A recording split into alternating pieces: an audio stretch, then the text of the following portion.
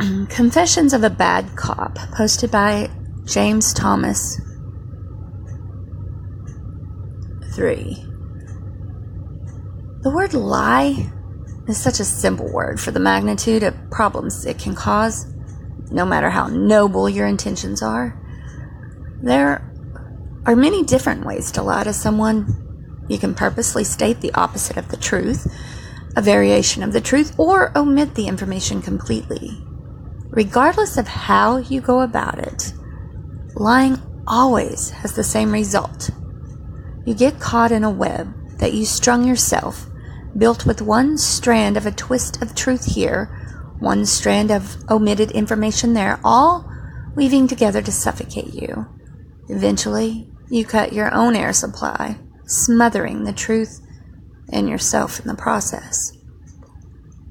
There's no coming out clean after the shitstorm that has hit, but I feel the need to explain my side of things. I'm not asking for your sympathy. I saw your comments on King's story, making me out to be the bad guy and getting him all riled up. I just want you to understand that this situation was greater and more twisted than any of you can even imagine. I'm an officer with a small police department, and a few weeks ago I was dispatched out to a possible trespassing call, fires in someone's backyard. When I got there to check it out, the fires in the clearing had been snuffed out. The homeowner, King 1126, was clearly a little agitated and nervous, but I did my best to reassure him that he and his wife weren't in any danger. Our town had a history of tweakers and a few homeless people doing what they needed to do to survive the impending chilly weather. They would sneak into vacant homes and squat, build fires in wooded areas to keep warm, dig through garbage bins for scraps of food, and the like. It definitely wasn't unheard of, especially in the more rural areas of town. He pointed out and asked about the symbols that were scraped into the dirt. I glanced at them quickly, wanting badly to be able to just write them off as a simple impression left from a chair being dragged, but was struck with a feeling of deja vu. I had seen those symbols before, though I couldn't place from where right off the bat. This homeowner seemed really concerned about them, so I told him it wasn't anything to worry about. I left him with my personal number as a good faith effort.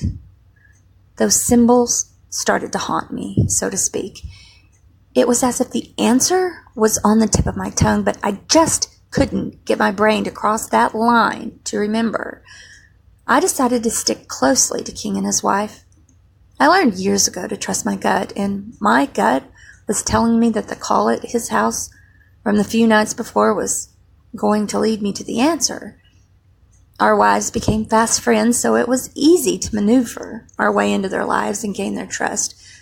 So easy, in fact, that King gave me a spare key to his house. "You know, just in case you need it," he had said. I tried to feel my way through their personal history, looking for any personal connection to those damn symbols, but it quickly became clear that they were as clueless as I felt. One night, after a round of drinks, King told me about writing his experience and posting it on some internet forum called Reddit. He said it was for entertainment purposes and helped me create this account to read commenters' reactions. But I knew that he wanted more insight to the damn symbols that sat etched into the ground. I wanted to tell him to leave it alone, to just let it die. I got a bad feeling whenever I so much as thought about the fucking hook and dots, and wanted to tell him that he needed to move himself and his nice wife away from here. Instead, I told him, just make sure you don't fuck with the investigation. Later that night, after I crawled into bed next to my wife, I remembered there was a kidnapping case a few years back, and a handful of kids had been taken from their homes in the middle of the night.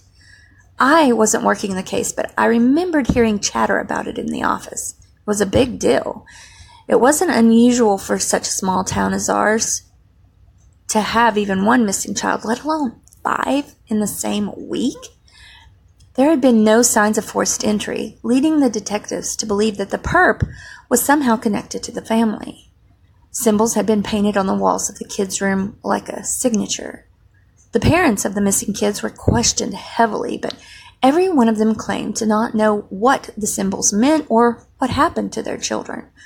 All of their alibis had checked out and were airtight. The case remained open, every suspect leading to a dead end.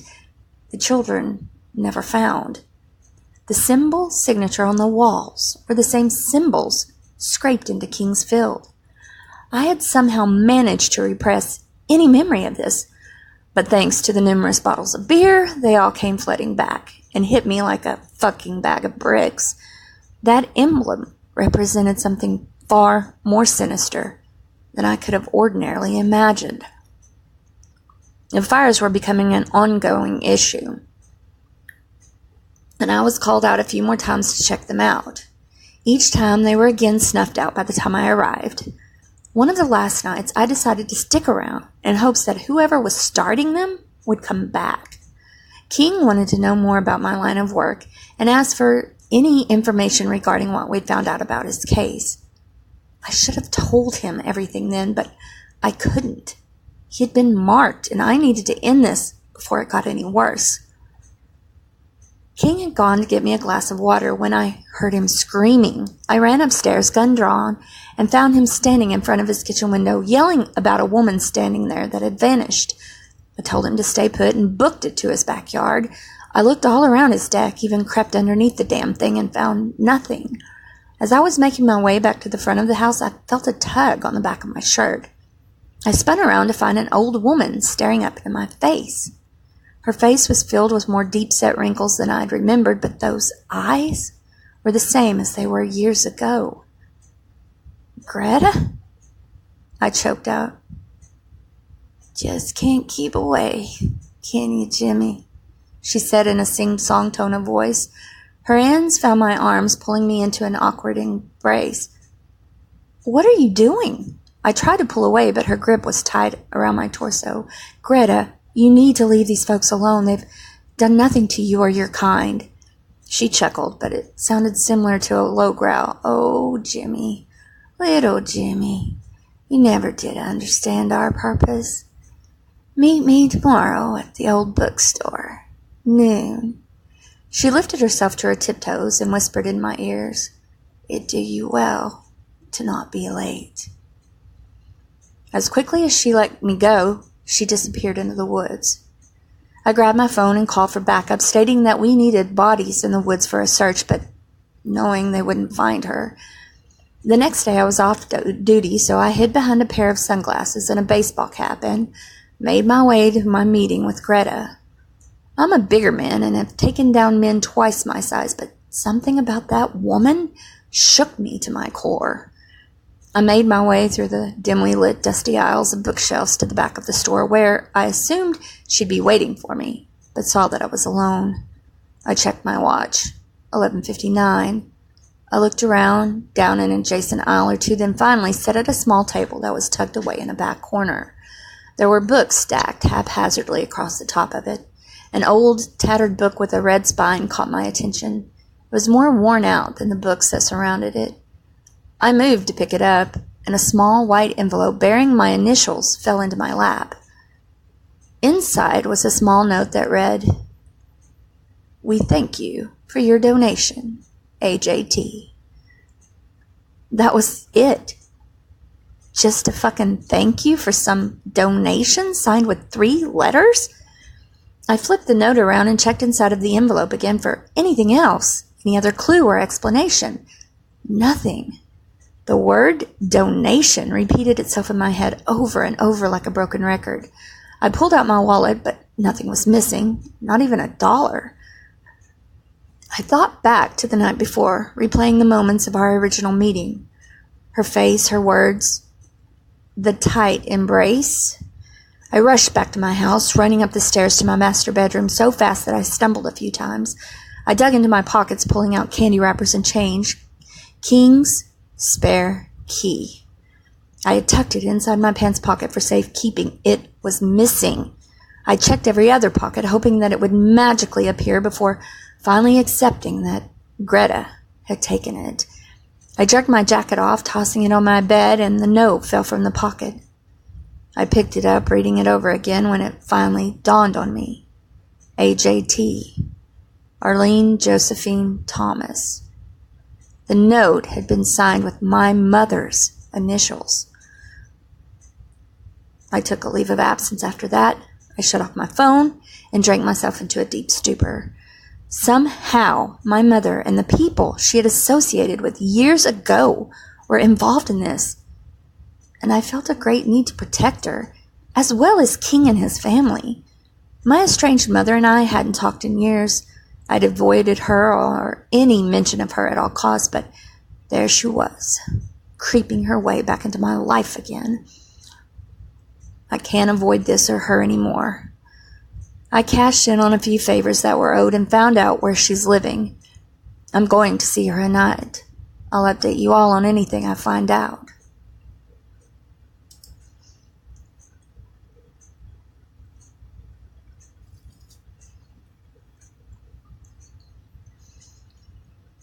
Last night, I admitted my mom into a psychiatric hospital about an hour outside of town. I'd heard through the grapevine over the last year that she was showing signs of losing it, but I hadn't witnessed it until my visit with her. I'm no doctor, but even I could tell that she wasn't right. It was around 10 p.m. when I arrived at her doorstep, and it was hard not to notice the most of the windows of the house were boarded up tight. The only window left open was the front one next to the front door. She was hesitant to let me in. She spoke through the small gap between the door and door jamb, saying I was one of them and that they must have sent me. After a few minutes of endless reassurance, she finally let me in, locking two deadbolts behind me. Her appearance startled me. She'd kept herself prim and proper when I'd last seen her. The woman that stood in front of me then was frazzled, unkempt. She offered me tea, and we sat down at her table. "It's been a few years, Jimmy," she said in between sips of warm tea. "Why now?" "It's Greta, Mom. She'd been harassing a friend of mine. She left me a note later when I went to meet up with her. These are your initials at the bottom." I slid the note across the table for her to see. She picked it up, examined it for a second, and then slid it back my way. "What'd you give her?" "She took a key from me," I said. "My friend's house key." "Did you leave me that note, Mom?" She shook her head no, stealing a glance at the front window by the door.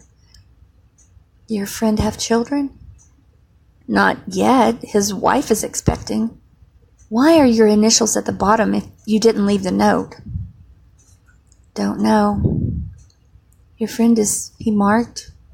Have you seen the marks?" I thought back to the symbols scraped into the King's yard and nodded. Her eyes darted to the window again, then she looked back at me. "There ain't no helping them now, son. You leave them be." "I can't!"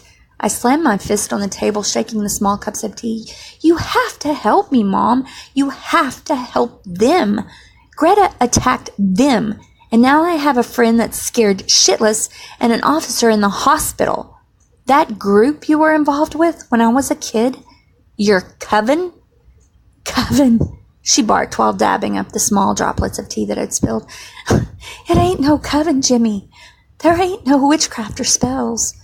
It's a family built out of loyalty and love, loyalty to the truth and the higher power." The last sentence sounded rehearsed, as if she'd said it 1,000,000 times before and it had since lost its meaning. I grabbed her hand to pull her closer. "The truth? What's the truth, Mom?" Her finger traced a pattern over and over on my inner wrist, tapping a few times as her eyes shot back to the window. "Why do you keep looking at that damned window? Who are you waiting for?" I whispered. "I tried to break ties, Jimmy. I tried to leave, and they know. They're coming for me. Those with the broken necks. They'll take me to the marked cave and I'll disappear." The words stumbled out of her mouth, each sentence spoken with more desperation, but making less sense. Is that why you boarded up your windows? To keep them out? I can protect you, Mom. Ain't no protecting me, son, she said with a chuckle, suddenly calm, her eyes still fixated on the window. What's done is done. Her finger continued to trace the same pattern on my wrist. Mom, I placed my other hand on hers, trying to calm the nervous tick of her finger. No one is coming to get you.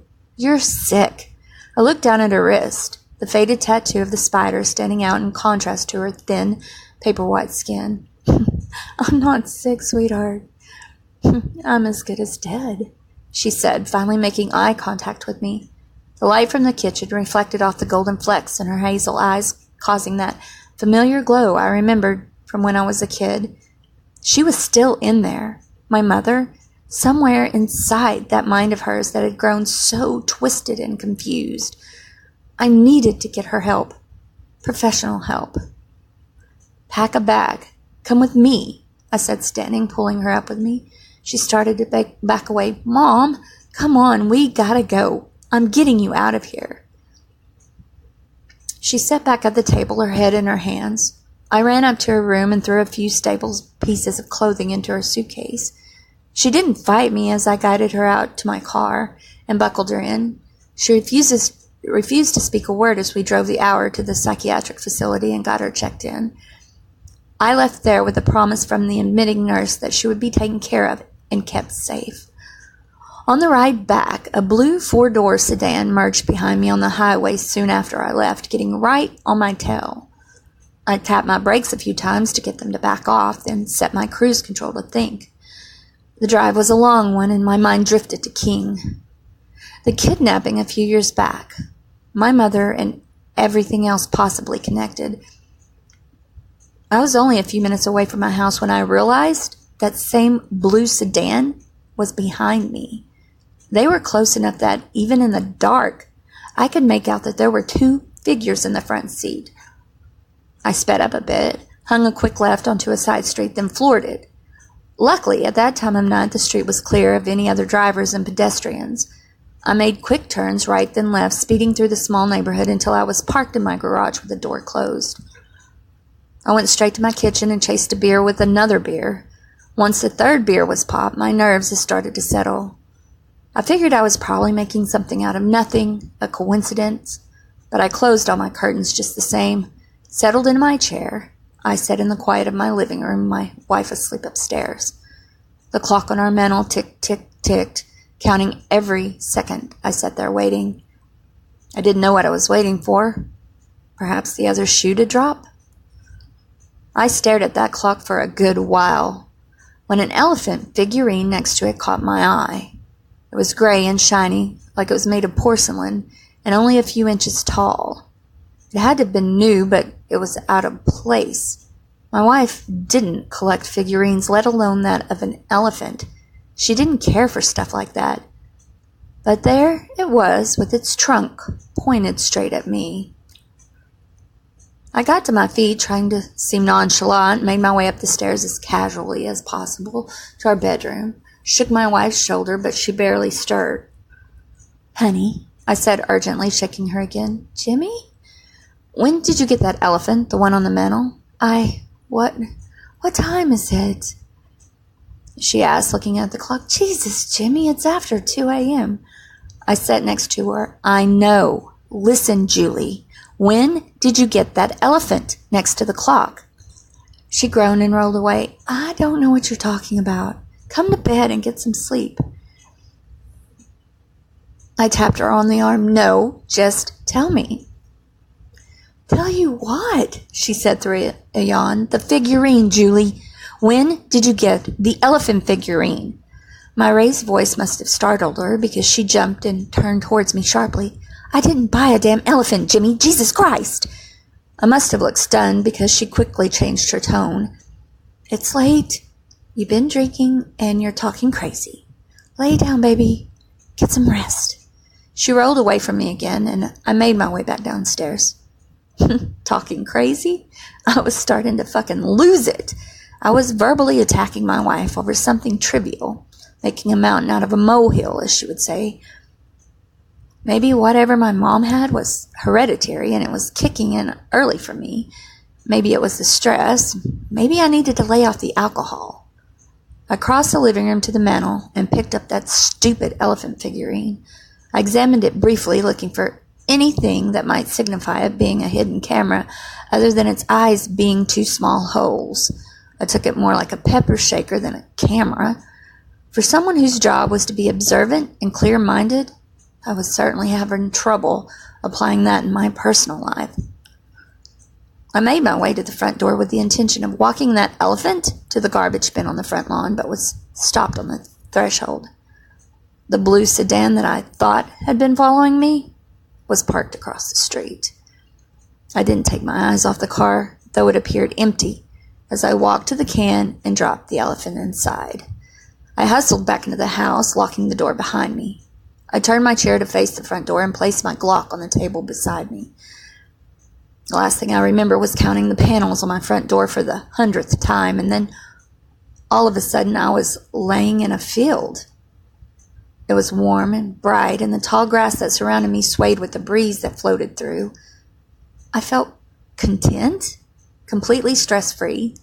The field seemed to roll on for acres and acres, a nice mix of rich greens and bright yellows, another gentle rustle of wind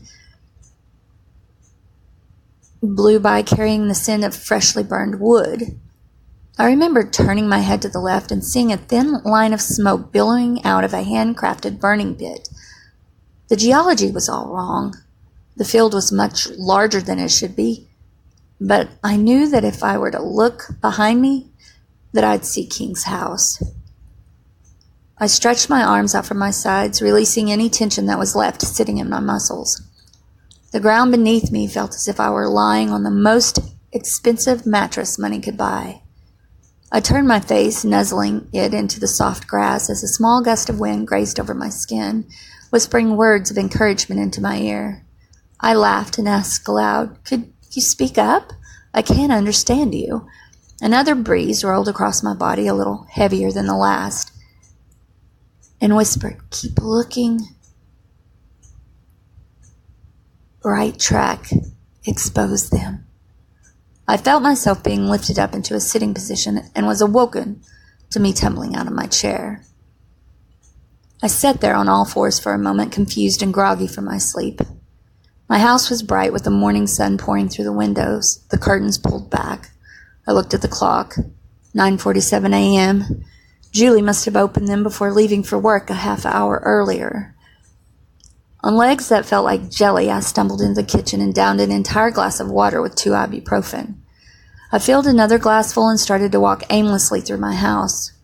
The words from my dream still echoed in my head. My gaze trailed across the living room and out my window, and I saw that the blue sedan still sat parked across the street. 2 figures sat in the front, their faces turned toward my house. After holding eye contact for a few seconds, they finally drove off. The comfort that I felt in my dream faded. My family is too vulnerable, and I'm not sure that I can keep anyone safe. I think I need to speak with my mother again. In my dream, I was told to continue, that I was on the right track. I didn't want to involve anyone else originally, but I'm going to call an old friend in the department. I'm going to tell him everything and hope he can help me. With him by my side, I might be able to stop them.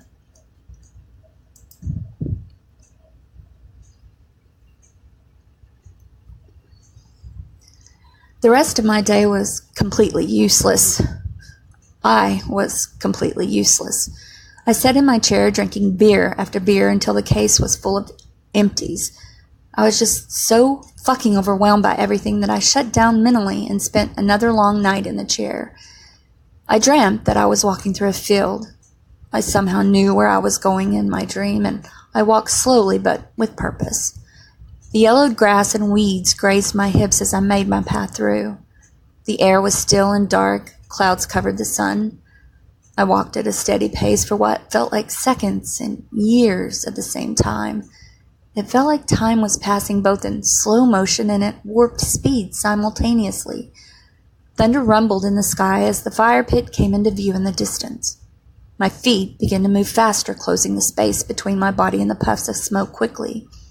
Once my toes were firmly planted in front of the pit, my head tilted back, and I could feel the slight tug at the muscles in the front of my throat. I could hear the faint sound of static mixing in with the calm beat of my heart. A few 100 yards away, thunder rumbled again, followed by the zap of lightning, and I dropped to my knees. Voices, so many voices filled my head. Males, females, all unrecognizable. They spoke with urgency, but they spoke so fast and were overlapped that I was only able to comprehend a few of them. "Don't stop now. Expose them," an older male voice said. "You're on the right track," a young woman sang sweetly. "You're close. Trust yourself," an elderly woman said. Too many voices. I lowered my head in my hands and rolled onto my back. My eyes focused on the swift movement of the clouds above me for a few seconds before I allowed my lids to shut. When I opened my eyes, I was back in my chair, still clutching the sides of my head. The dream had been so incredibly vivid, so real. It took me about an hour to get my shit together, and by then it was nearly 8 a.m. It wasn't until after I showered and changed my clothing that I realized my wife hadn't come home the night before. That wasn't completely unusual, as she was one to pick up an extra shift here and there at the hospital. What was unusual was that she didn't call to let me know.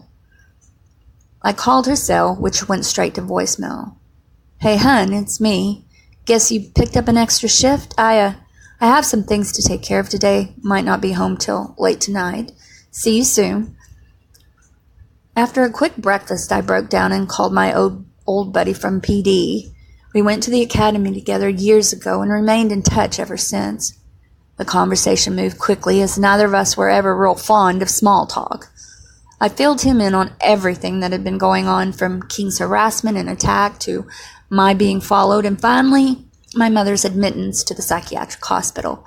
When I'd explained what had been said with my mom and her ramblings, he stopped. "Those with broken necks?" He let out a low whistle.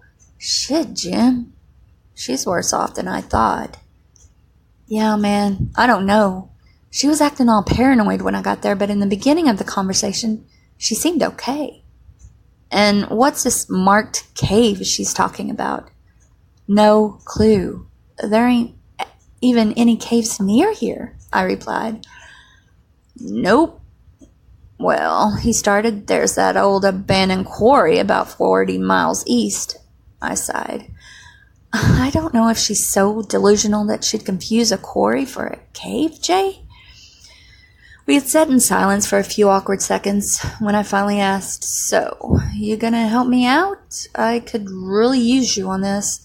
I've just got a bad feeling about it." "I don't know, man. You know we're short-staffed and the chief has us pulling overtime." "Jay," I cut him off, "I don't have anyone else to ask. You know I wouldn't ask unless it was important." "Yeah, I know," he sighed. "Okay, I'll look into Greta and your mom's old associates and see what I can find. I'll give you a call if I hit on anything." I thanked him, then tossed my phone to the side. I was at a mental roadblock and didn't know which way to turn. My mom and Greta were the only actual connections to all of this, but Greta, according to the officers, were refusing to talk, and my mom was institutionalized. The vision of my mom sitting in some padded cell wearing a straitjacket pulled tight flooded my thoughts, and I was instantly hit with a wave of guilt. I shouldn't have left her. I should have just brought her home with me. I grabbed my phone and dialed the hospital. A woman named Judy answered the phone. "I'd like to speak with Arlene Thomas, please." "I'm sorry, sir. We don't have anyone here by that name."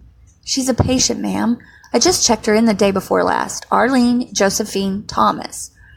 I could hear her fingers clicking rapidly on her keyboard. "Oh, yes. Miss Thomas. I'm sorry, but Miss Thomas is no longer with us." What? What do you mean, no longer with you?" "Miss Thomas was released yesterday," she replied. "Released? Well, where the hell did she go? I dropped her off. She doesn't even have a car." "Please hold, sir." While she had me on hold, I stumbled around gathering my wallet and keys. Sir? I'm here. Where's my mother, Judy? She was released into the care of a family member yesterday at 2 p.m. A family member? We don't have any family, Judy. So who the hell signed her out? Please don't take that tone with me, sir. She replied. I'm sorry, I said through gritted teeth. Could you please tell me who checked my mother out? Of course, she said cheerily. It says here that she was released into the care of her daughter-in-law, a Miss Julie Thomas. I couldn't seem to get my mouth to form a single word. Sir? Are you still there? Sir? I cleared my throat. Yes, I'm here. Is there anything else I can do for you? Did they say where they were going? I asked. No, they didn't mention where they were going, but your mother was quite agitated. How do you mean? She was yelling quite a bit, causing a ruckus. Miss Thomas was patient and offering her reassurance, but your mother kept yelling about the broken necks. I said a quick thank you, hung up, and immediately called Julie's cell. Again, it went straight to her voicemail. I ended the call without leaving a message. I didn't want to accuse her of anything, but where the fuck had she taken my mother? The voices I'd heard in my dream repeated themselves in the background of my thoughts. I was on the right track, they said. I needed to expose them. I called my buddy Jay back. I need you to meet me at that quarry, I said as my greeting. He started to refuse me, but I rushed out. What happened when I called a psychiatric hospital? That doesn't mean she's at the quarry, Jim.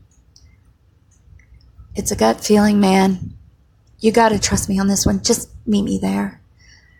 I ran around the house quickly, locking up. On my way back through to the front door, something off to the right caught my eye. I spun around to see that elephant figurine back on the mantel, pointed directly at my chair. I hustled out of the house, barely remembering to lock the front door, got in my truck and took off. I was speeding the entire way there, taking shortcuts whenever possible. Once I finally arrived at the quarry, I realized I didn't know what I was looking for. It was a large dirt-covered pit with trails that went every which way, surrounded by thick woods. I drove around for a little while before I spotted my wife's red Jeep off towards the back, next to another car that I'd assumed was Jay's, a blue four-door sedan. I looked all around, trying to figure out where they could have gone on foot while I pulled up and parked next to the other vehicles.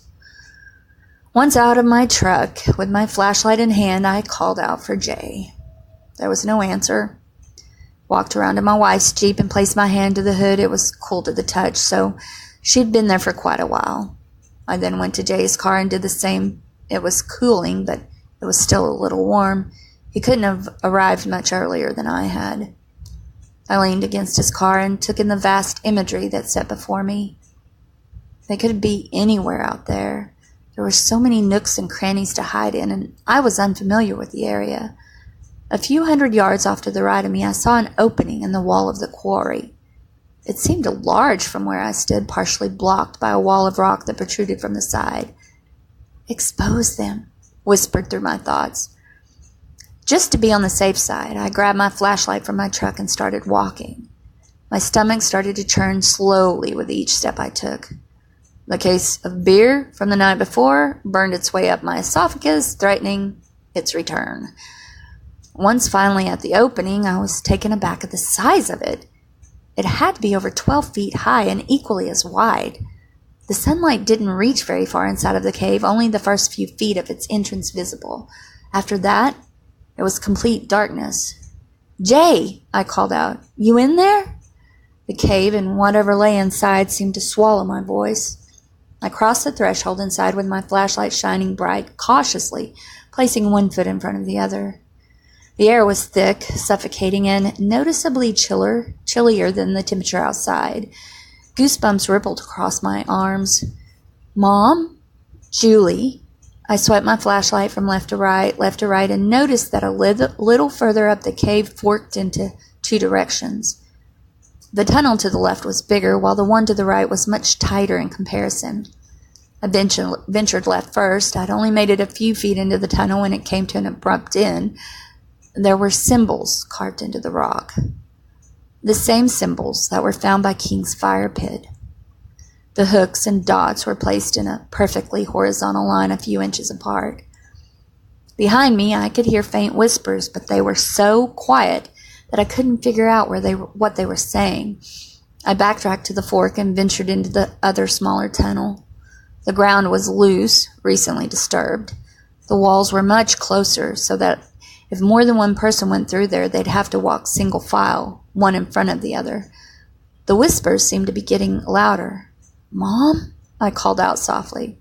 The whispers instantly stopped, and my ears pounded with the immediate silence as I crept deeper into the cave.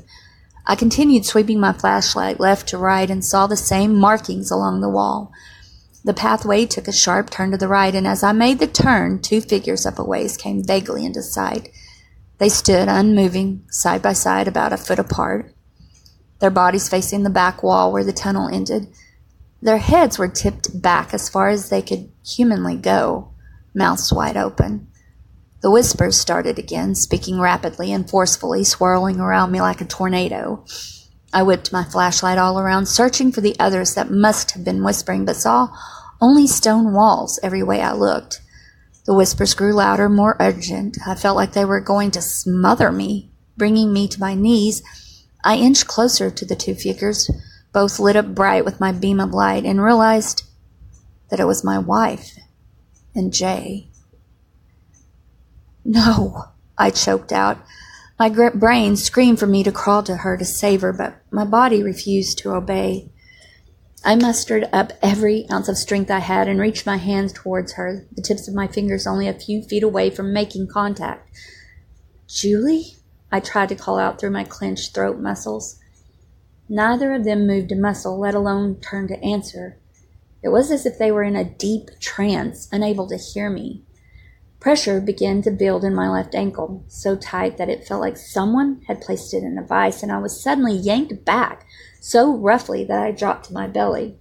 Loose dirt covered my face and filled my nose and mouth. My head was spinning, pounding as the whispers seemed to try to batter their way into my skull. Suddenly I was rolled onto my back, and my mother was leaning over me, smacking me on the face. I opened my mouth to speak, but she quickly put a finger to her lips, telling me to stay quiet. She helped me up, then took me by the hand and led me out of the cave. Once outside in the sunlight, I bent over and put my hands on my knees, coughing so hard I thought I'd break a rib. She rubbed my back briskly. "Hurry, Jimmy. We have to leave." I coughed a few more times. "Where are we going?" "Far away. We need to get far away from here." She took my hand and led me to my truck.